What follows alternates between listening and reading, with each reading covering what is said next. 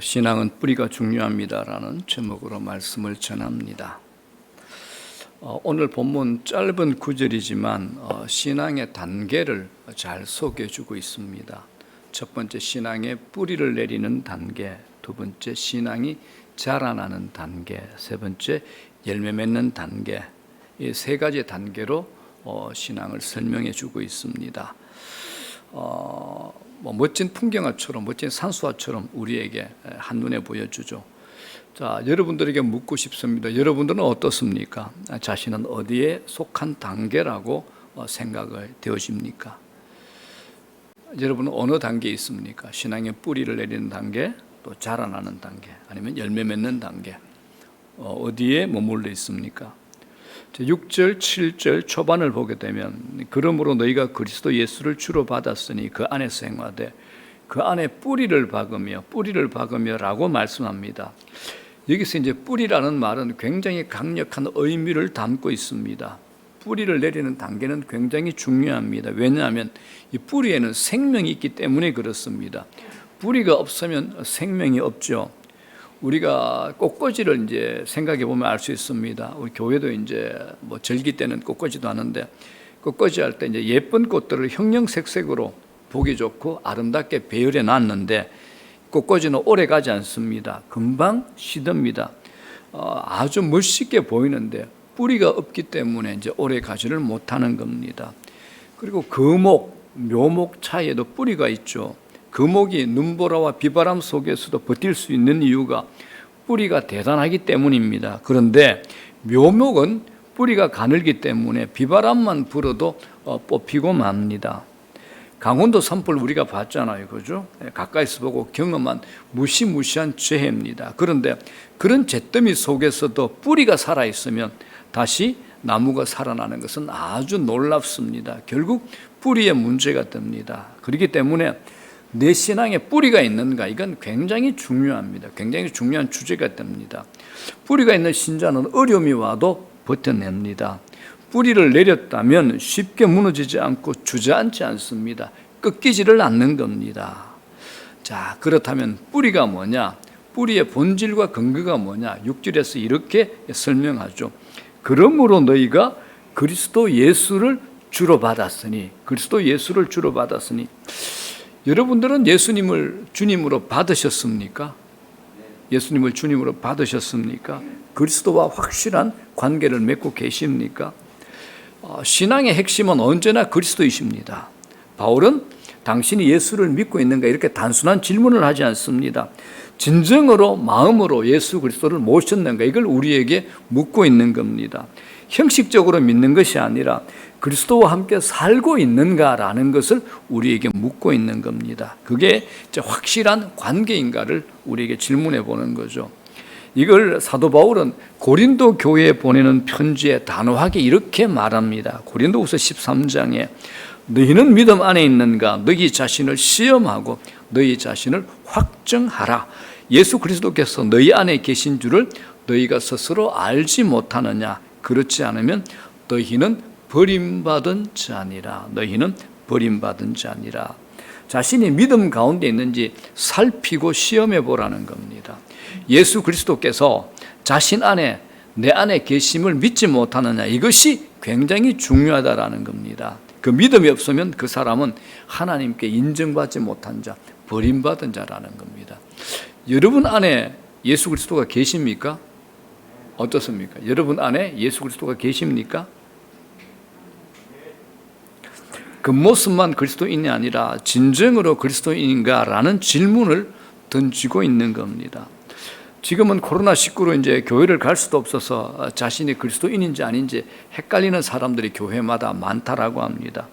그 전에 이제 자기는 교회에 나가서 예배도 드렸고 교회 안에서 교제도 하고 그래서 자기가 그리스도인인 줄 알았는데, 지금은 코로나로 인해서 이제 자연스럽게 오랜 시간 자연스러운 핑계를 가지고 교회를 가지를 못하니까 그리스도인의 모습이 전혀 나타나지 않는다는 겁니다. 우리 교회 표처럼 세상 속에서도 그리스도인으로 나타나야 되는데 그러지를 못하고 있는 겁니다. 그래서 이 시기에 우리 자신에게 꼭 확인해 봐야 될 것이 있습니다. 내가 교회를 다니고 교회 문화에 익숙해졌다고 해서 신앙의 뿌리를 내렸다라고 말하기는 어렵습니다. 내가 교회를 오래 다녔다, 내가 교회 문화에 익숙해졌다, 신앙의 뿌리하고는 거리가 멉니다. 교회에 와서 무엇을 하든 설사 많은 봉사를 한다 할지라도 그리스도를 만나는 경험을 하셔야 됩니다. 그리스도를 만나는 경험을 하셔야 됩니다. 그래서 처음에 교회에 올 때 누가 인도했느냐, 이게 굉장히 중요합니다. 인도한 사람의 신앙의 모습을 배우게 되기 때문입니다. 처음부터 잘못된 신앙의 길로 들어가게 되면 참 어려워집니다. 그렇기 때문에 무엇보다 먼저 복음을 정확하게 경험하는 예수 그리스도와의 존재론적인 만남이 있어야 됩니다. 예수 그리스도와의 존재론적인 만남이 있어야 된다는 겁니다.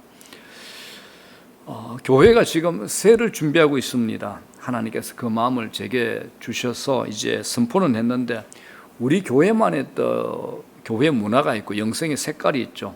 또 교회 구성원의 특성이 있습니다. 여러 가지 요인들이 많아서 우리 교회가 어떻게 해야 될 것인가에 대해서 이제 구체적인 로드맵을 만드는데 제가 고민을 많이 가지게 됐습니다. 그런데 지금은 너무 감사합니다. 그리고 제가 또 알고 깨달은 게 또 있습니다. 교회는 목사보다 섬기는 평신도들이 훨씬 지혜롭고 유능하고 능력이 있다는 걸 제가 또 알게 됐습니다. 제가 한마디만 꺼내면 셀 목장의 리더들이 벌써 제 생각보다 더 깊게 저만치 가 있는 겁니다. 제가 참 고민하는 부분을 스스로 자원해서 그 셀 목장에서 섬기겠다는 그런 셀 리더도 계시고, 셀 목장이 시작하기도 전에 벌써 몇 명씩 이미 전도하고 인도하고 있는 목장들도 있습니다. 그런데 이 모든 게 다 있어도 제일 중요한 게 한 가지 있습니다. 셀 목장이 복음을 인격적으로 경험하는 공동체가 되어야 된다는 겁니다. 목장이 복음을 인격적으로 경험하는 공동체가 되어야 된다는 겁니다. 이게 안 되면 뿌리를 내릴 수가 없습니다. 뿌리를 내리지 않는 신자가 봉사를 하고 직분을 맡으면 여러분 교회 공동체 시험에 듭니다. 대체적으로 많은 교회들이 그렇습니다. 그 사람은 하나님께 나가기 전에 먼저 사람들에게 걸려서 넘어집니다. 그리스도의 뿌리를 내린 사람이 어떤 사람이냐? 그리스도를 인격적으로 만난 사람들입니다. 자, 인격적으로 만나는 게 뭐죠? 인격이 우리 지정의잖아요. 자신의 인격 지정의가 그리스도와 연결되어 있어야 된다는 겁니다. 자, 내 생각, 내 판단, 내 이성이 그리스도와 연결되어 있고, 내 마음 안에 슬픔과 기쁨 같은 감정의 모든 영역도 그리스도와 연결되어 있고, 내가 삶을 선택하고 행동하고 결정하는 의지까지도 그리스도와 연결되어 있어야 된다는 겁니다. 내 지정의가 그리스도와 연결되어 있는 겁니다. 그래서 이게 그리스도와 인격적으로 만났다라고 말할 수 있는 겁니다. 자, 여러분들은 어떻게 예수님을 만나셨습니까? 생각으로만 만나셨습니까? 아니면 감정으로만 만나셨습니까? 아니면 지정의 전체 인격적으로 만나셨습니까? 희미하게 헷갈리게 만난 것이 아니라 제대로 만나셔야 됩니다. 그리스도의 십자가와 부활을 정확하게 경험하셔야 됩니다. 복음이 없으면 내 삶에 진정한 변화가 일어나지 않습니다. 그럼 어떻게 되느냐? 믿는 척, 아는 척, 열심히 하는 척 할 뿐입니다.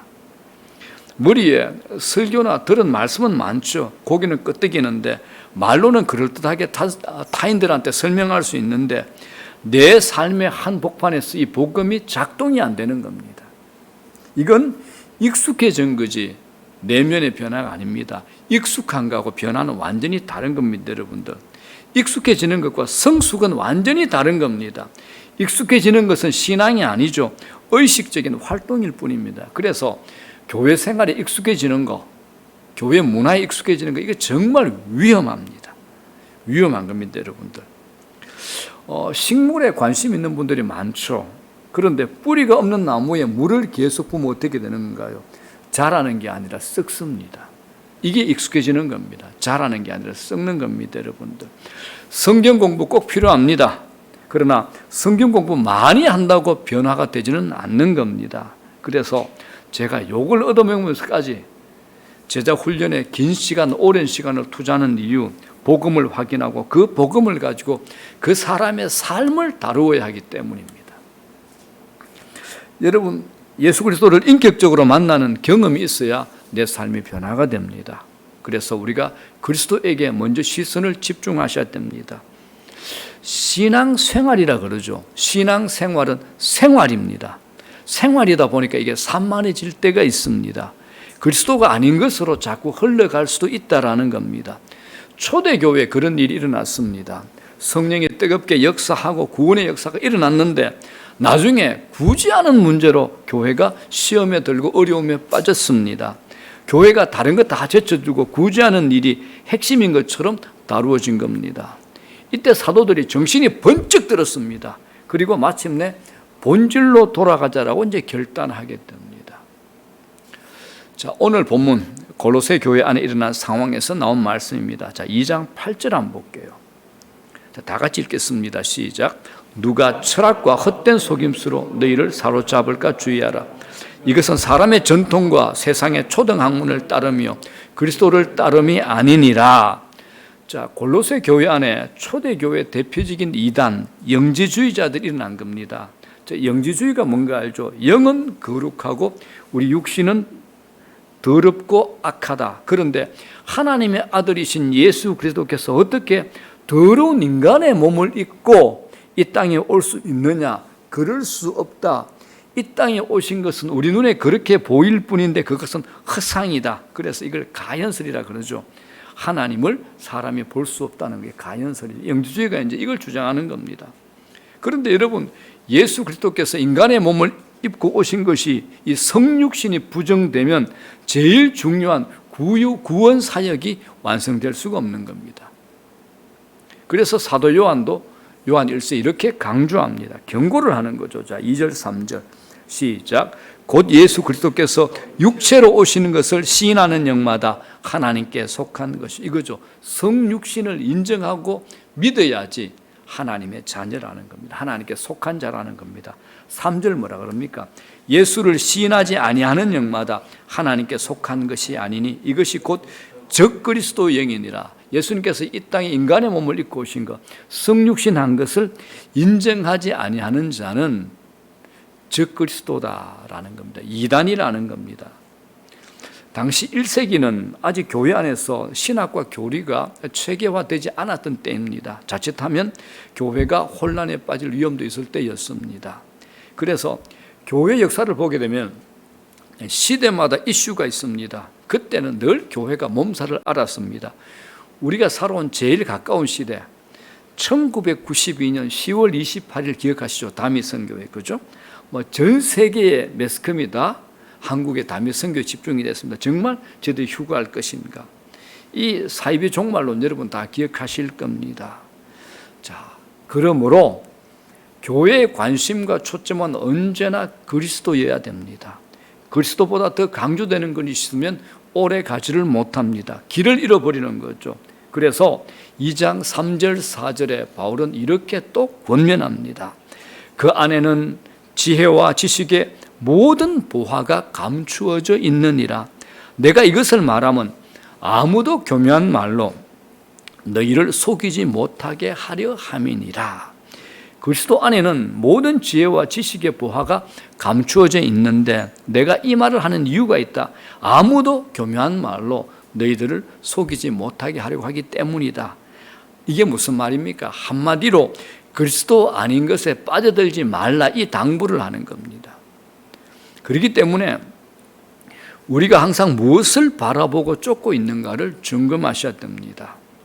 사랑하는 여러분, 우리가 항상 쫓아야 될 대상은 예수 그리스도이십니다. 교회가 그리스도 아닌 것에 더 열심을 내면 위험해집니다. 경고 사인이 들어오는 거죠. 예를 들면 교회 안에서 장학 사업 중요합니다. 구제 중요합니다. 봉사 아주 중요합니다. 그런데 이건 본질적인 것이 아닙니다. 어떤 교회는 교회 안에 카페를 할 것인가, 카페를 할 것인가, 이 말 것인가, 이걸 실험하다가 싸움이 일어났습니다. 그건 본질이 아니라는 겁니다.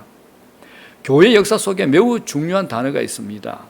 아드 폰테스. 이 단어인데 본질로 돌아가라, 본질로 돌아가라는 뜻입니다. 다른 말로 원천으로 돌아가자는 겁니다. 여러분, 교회의 원천과 본질, 신자의 원천과 본질이 뭡니까? 예수 그리스도십니다. 예수 그리스도입니다. 예수 그리스도. 그렇기 때문에 우리의 신앙이 어디에 놓여 있는지 항상 살펴봐야 됩니다. 그리스도를 놓치면 수많은 문제가 발생하고 우리 신앙이 혼란 속에 빠지게 됩니다. 자, 6절 보십시오. 그러므로 너희가 그리스도 예수를 주로 받았으니 그 안에서 행하되. 여기서 주가 누구십니까? 예수 그리스도이십니다. 충성하고 따라야 할 분은 예수 그리스도이십니다. 우리가 그리스도의 뿌리를 내리지 않으면 다른 뿌리들이 밀고 들어와서 우리에게 영향을 미치게 됩니다. 오늘날 포스트 모더니즘 시대도 다원주의가 기승을 부립니다. 다원주의가 뭡니까? 다원이 뭡니까? 구원을 받는 길이 여럿이 있다. 모든 종교의 구원의 길이 있다. 이게 다원 아닙니까? 이게 뿌리가 여러 개 있다라는 말입니다. 자, 그런데 성경 여러 곳에 있지만은 대표적으로 사도행전 4장 12절 보십시오. 하나님의 말씀 성경이 가르치는 구원은 선명하고 명쾌한 오직 한 가지 길밖에 없습니다. 다 같이 시작.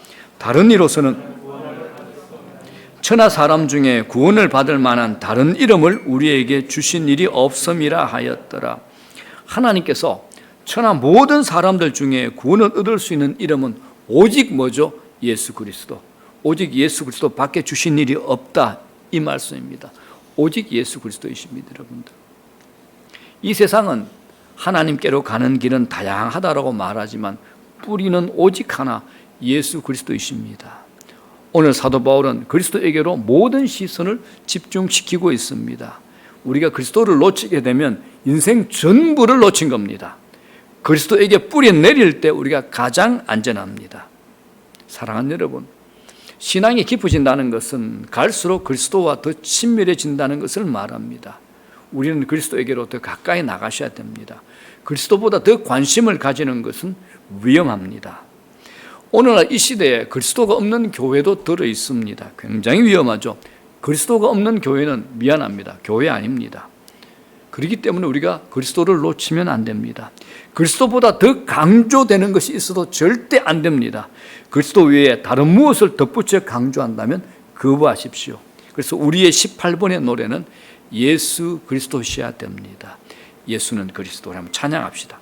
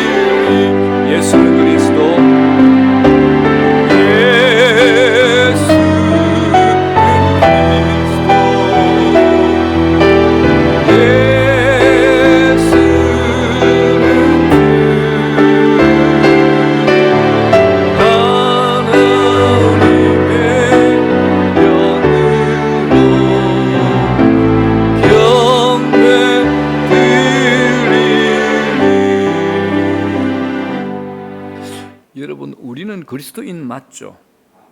여러분은 그리스도인 맞죠? 여러분들이 그리스도인이시라면 그리스도가 모든 것이 되어야 됩니다. 그게 그리스도인이라는 겁니다. 그리스도가 모든 것이 되어야 됩니다. 어떻습니까? 여러분, 그렇습니까? 여러분들 정말 그리스도가 여러분들에게 모든 것이 되었습니까? 어떻습니까?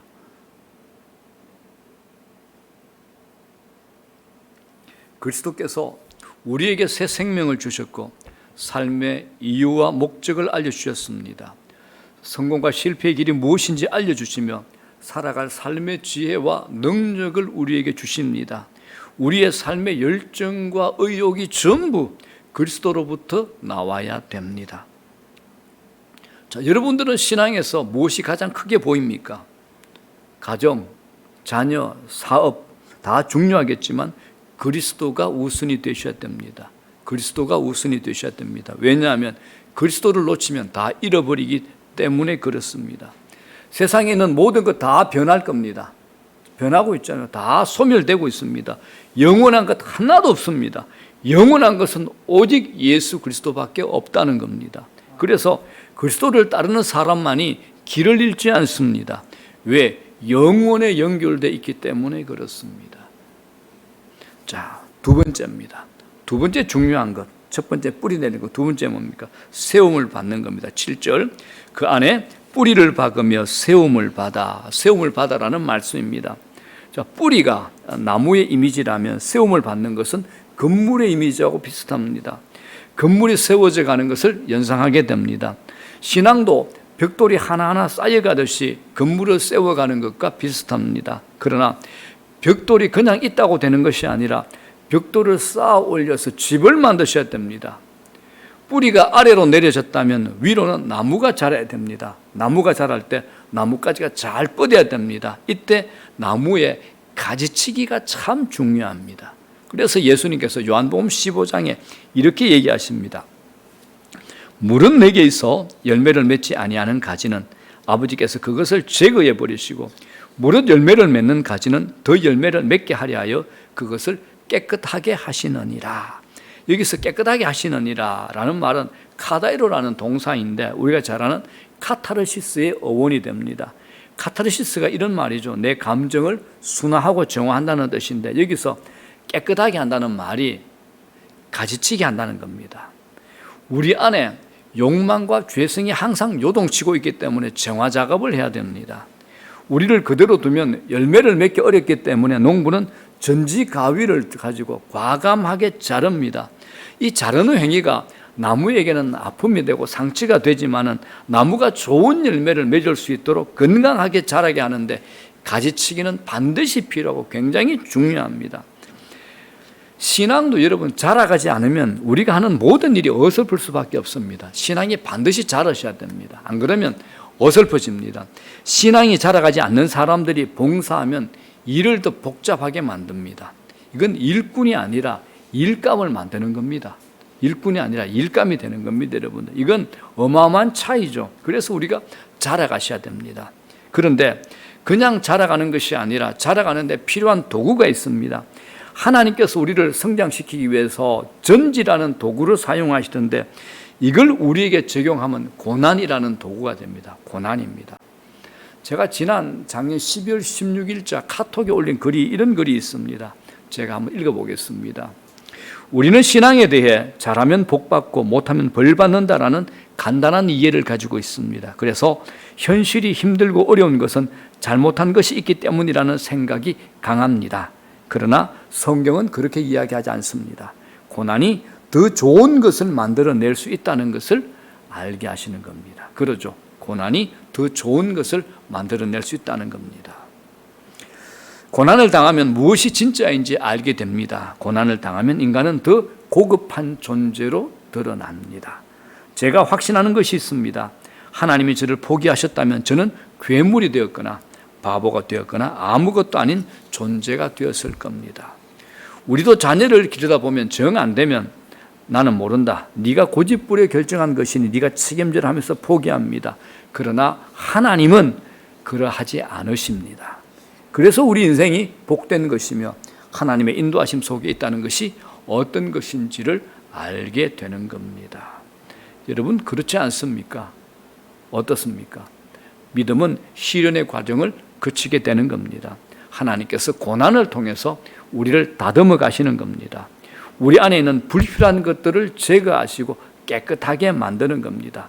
그걸 제거하지 않으면 우리는 하나님의 온전한 사람으로 드러날 수가 없습니다. 그래서 고난은 성숙에 이르는 매우 중요한 요소가 됩니다.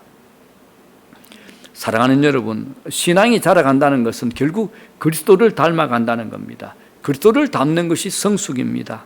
자, 그렇다면 무엇이 그리스도를 닮는 것일까요? 무엇이? 그리스도를 닮는 것은 막연한 것이 아닙니다. 그리스도의 성품을 닮는 것을 말합니다. 성품. 그리스도께서 삶을 통해서 우리에게 보여준 여러 가지 성품이 있지만 그 중에 핵심적인 것 두 가지를 꼽으라면 온유와 겸손이라고 할 수 있습니다. 자, 여러분들 저 보십시오. 여러분들은 온유하십니까? 여러분들은 겸손하십니까? 자, 영상을 통해서 예배드리는 모든 분들, 저를 보시기 바랍니다. 여러분들은 온유하십니까? 여러분들은 겸손하십니까? 라는 겁니다. 주님이 우리에게 보여주신 여러 가지 좋은 성품들 하나 버릴 게 없죠. 제일 우리에게 말씀하고 싶은 핵심적인 성품 두 가지가 뭡니까? 온유와 겸손입니다. 그래서 마태복음 11장에 주님이 친히 이렇게 말씀하시죠. 수고하고 무거운 짐진 자들아 다 내게로 오라. 내가 너희를 쉬게 하리라. 나는 마음이 온유하고 겸손하니. 나는 마음이 온유하고 겸손하니. 온유와 겸손은 그리스도의 모습에서 우리가 본받아야 될 핵심 성품입니다. 온유와 겸손입니다. 그리스도가 누구십니까? 그는 처음부터 끝까지 온유와 겸손으로 무장되신 분입니다. 그래서 우리와 온유가 또 겸손 이 단계를 거치지 않고는 성숙했다라고 할 수가 없습니다. 왜냐하면 내가 온유와 겸손이 없다면 절대로 다른 사람을 치유하는 일, 다른 사람을 살리는 일이 굉장히 버거워지기 때문에 그렇습니다. 다른 사람을 살립니다. 다른 사람을 치유합니다. 회복시킵니다. 내가 온유하고 겸손하셔야 됩니다.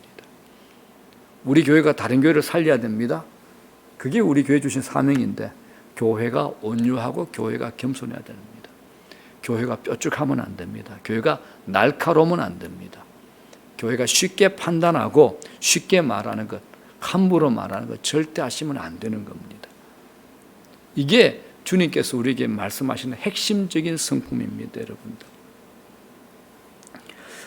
우리가 온유한가, 내가 온유한가, 겸손한가, 이 혼자 있을 때는 모르죠. 이 공동체 안에 들어가 보면 압니다. 공동체 안에 들어가서 훈련되어야 됩니다. 하나님께서 교회 공동체 안에서 우리 성품을 깎으시고 다듬으시기를 원하시는 겁니다. 공동체 안에서 관계의 어려움을 통해서 우리의 온유와 겸손의 문제를 훈련합니다. 관계가 나쁜 분들, 사람이 잘 없는 분 딱 하나죠. 온유하지 않은 겁니다. 겸손하지 않는 겁니다. 그러니까 옆에 사람들이 안 오는 겁니다. 여러분, 영적 성숙은 다른 사람들과의 관계 안에서 생겨납니다. 그런데 온유함이 깨지고 온유함이 무너지고 교만이 확 올라오는 순간 사람들이 다 떠납니다. 관계가 다 깨어집니다. 공동체 안에 들어가 보면 내가 원하지 않는 사람들과도 얼마든지 만나게 됩니다. 교회 안에서 같이 활동하다 보면 부딪히는 일들이 많죠. 나와 같지 않은 사람들 많이 만납니다. 그래서 교회들마다 연말만 되면 목사님, 나 목장 바꿔주세요. 나 구역 바꿔주세요. 나 속회 바꿔주세요. 나 교구 바꿔주십시오. 이 바꿔달라는 사람들이 많이 있다는 얘기를 제가 목사님들께 자주 듣습니다. 그런데 우리가 이 부분을 한번 생각해 볼 필요가 있습니다. 하나님이 그 속에서 나를 다루시기를 원하신다는 겁니다. 나를 겸손하게 하시고 나의 교만을 깨뜨리시고 나보다 남을 낮게 여기시게 한다는 겁니다. 그리고 그 사람을 사랑하고 이해하고 용서하기를 원하신다는 겁니다. 여러분 잊지 마십시오. 정말 내가 힘든 사람을 만났다면 내가 지금 제대로 훈련받고 있는 중이라는 겁니다. 성숙의 길은 낮아지는 겁니다. 겸손할 때 하나님의 은혜가 더 충만하게 됩니다. 겸손해야지 하나님의 은혜가 충만해집니다. 야고보서 4장 6절 성경 말씀이 이렇게 증명하잖아요. 시작. 그러나 더욱 큰 은혜를 주시나니 그러므로 일렀으되 하나님이 교만한 자를 물리치시고 겸손한 자에게 은혜를 주신다 하였느니라.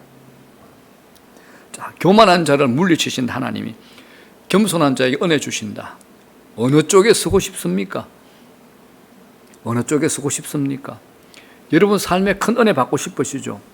겸손하시면 때를 따라 도움을 주시는 하나님의 받을 수 있습니다. 겸손입니다. 겸손. 마귀가 못하는 게 하나 있죠. 겸손입니다. 마귀가 또 우리를 부추기는 게 있습니다. 뭐죠? 높아지게 만드는 겁니다. 야, 너 대우받아야 돼. 너 대접받아야 돼. 너 대우 못 받았지? 너 가치를 인정 안 하는 거야. 끝까지 우리 이렇게 시험 들게 만듭니다. 그래서 대한민국에서 정말 제일 몇 번째 손에 꼽히는 온누리교회 동부이천동에 하용재 목사님이 강단에서 그렇게 자주 설교했던 게 뭡니까? 여러분들 섭섭병에 걸리지 마십시오. 이렇게 설교했습니다. 그 큰 교회 뭐 장관도 있고 국회의원도 있고 교수도 있고 의사도 있고 변호사도 있고 뭐 내노란 사람, 쟁쟁한 사람이 그렇게 많은데 그런 분들조차도 교회 안에서 영적 병에 걸리더라니 뭡니까? 섭섭병. 왜 내 안 알아줘? 왜 나 대우 안 해줘? 이걸 하는 겁니다. 이건 마귀가 부추기는 겁니다. 마귀가 부추기는 겁니다. 여러분, 교만하면 반드시 망합니다.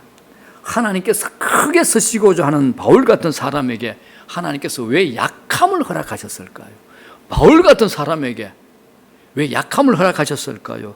그가 그렇게 기도했는데 자기 몸의 질병, 고침의 응답을 받지 못하는 그 이유가 무엇일까요?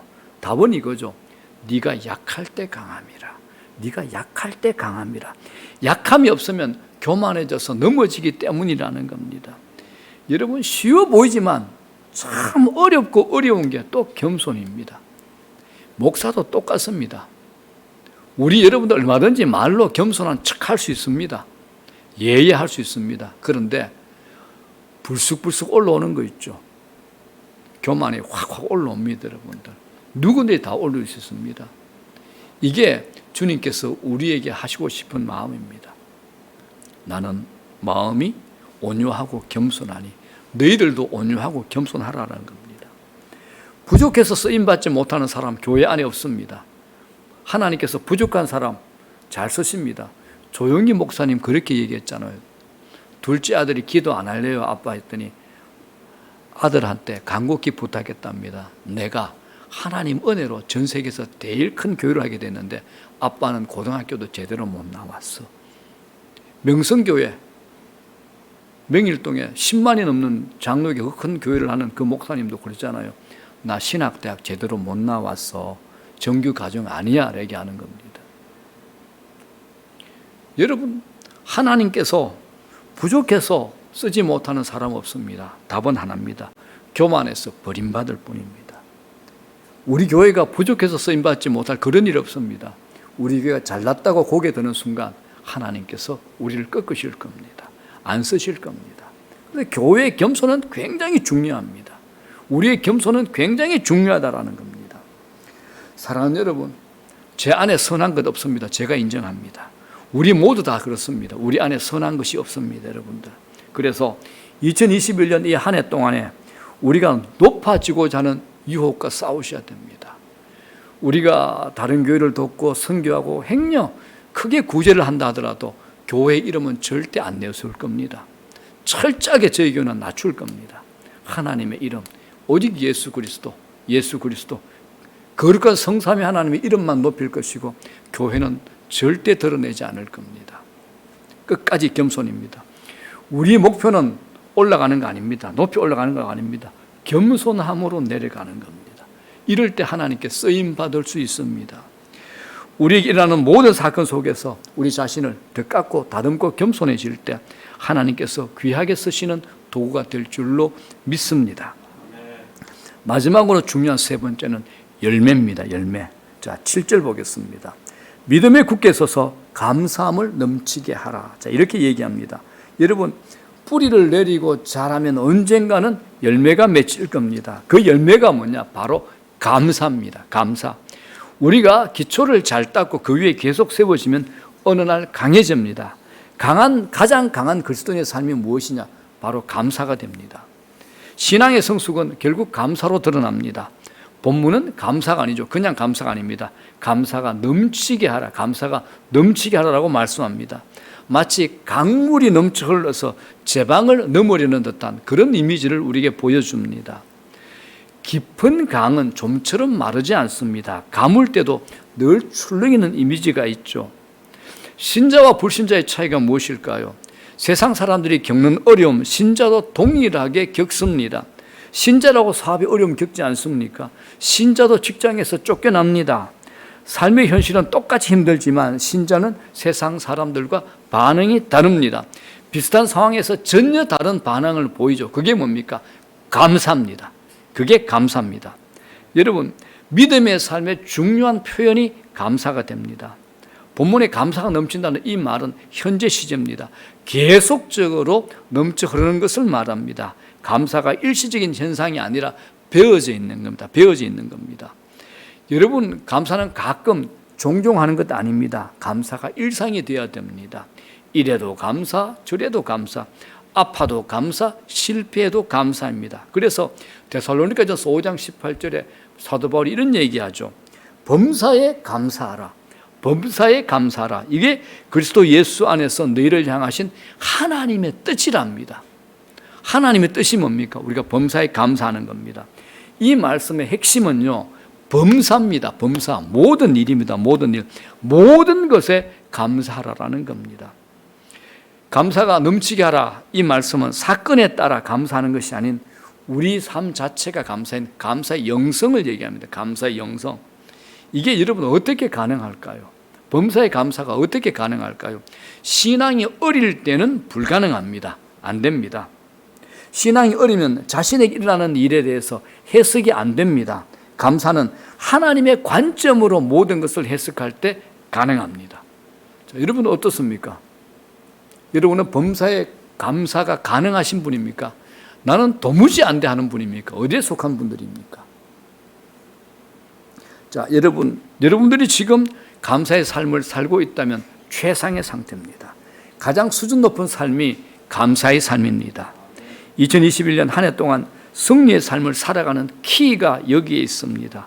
세상에서 감사하는 삶을 살게 되면 두드러지는 삶을 살 수가 있습니다. 여러분들이 성령 충만한 상태에 있다면 감사하는 삶을 통해서 그것이 증명이 될 겁니다. 감사하는 삶은 아무도 흔들 수 없는 삶이 됩니다. 감사하는 삶이 이기는 삶이 됩니다. 감사하는 자는 이길 자가 없습니다. 내가 감사한다면 이미 그 문제로부터 승리하고 있는 겁니다. 여러분, 아무리 많은 것을 가지고 있다 해도, 내가 아무리 통장에 돈이 많고, 내가 아무리 큰 집에 있고, 내가 좋은 차를 타고 있고, 맛있는 걸 먹고, 좋은 곳에 외식하려고 매일 좋은 곳을 쇼핑한다고 해도 감사하지 못한다면 그건 불만족스러운 겁니다. 그렇죠? 불만족스러우니까 계속 더 좋은 것, 사치스러운 것, 낭비적인 것을 쫓고 추구하는 겁니다. 그런데 내가 퍼진 라면을 먹으면서 감사할 수 있다면 갈비를 뜯고 불평하는 사람보다 더 행복한 사람이 되는 겁니다. 전혀 동의를 안 하시네요, 여러분들은. 그렇지 않습니까? 내가 퍼진 라면을 먹으면서 감사할 수 있다면 갈비를 뜯고 불평하는 사람보다 더 행복한 사람이 되는 겁니다. 자, 말씀 정리합니다. 자, 각자 개인의 신앙의 단계를 한번 점검해 보시기 바랍니다. 한 해 동안 자신이 어디에 더 힘을 써야 할지 확인하고 결단해 보십시오. 그리고 구체적인 계획을 세워보시기 바랍니다. 여러분, 신앙은 절대 그냥 세월이 흐른다고 자라지 않습니다. 믿음의 길에서 날마다 자라가는 기쁨을 맛볼 수 있기를 주의 이름으로 축원합니다. 기초를 든든히 하시고 그리스도의 성품이 내 삶에 선명하게 드러날 수 있는 그런 한 해가 되시기를 바랍니다. 그리고 무엇보다 감사하는 삶을 통해서 영적 클라이막스에 오르십시오. 감사는 아무도 흔들 수 없는 삶입니다. 감사가 줄면 이미 가지고 있는 것도 불만스럽게 여겨집니다. 하나님은 감사하는 사람에게 더 많은 것을 주시기를 원하십니다. 감사하는 사람에게 더 많은 것을 주시기를 원하십니다. 우리가 우리 자녀들 볼 때 그러지 않습니까? 무엇을 주면 감사합니다라고 인사 잘하는 아이에게 하나 더 주고 싶습니다. 2층에서 우리 아이들이 켜끗이 있는데 하나씩 제가 뭐 주면요, 감사합니다 그러면 제가 설거무니 하나 더 주고 갑니다. 하나님 앞에서 우리의 태도가 그래야 될 줄로 믿습니다. 자, 올 한 해 동안 감사의 영성으로 살아가시기 바랍니다. 항상 감사하기로 결단하고 살아가시기를 바랍니다. 기초를 든든히 하시고 그리스도의 성품이 우리 삶에 그대로 드러나 감사의 열매로 충만한 여러분 삶이 되시기를 예수 그리스도 이름으로 간절히 축원합니다.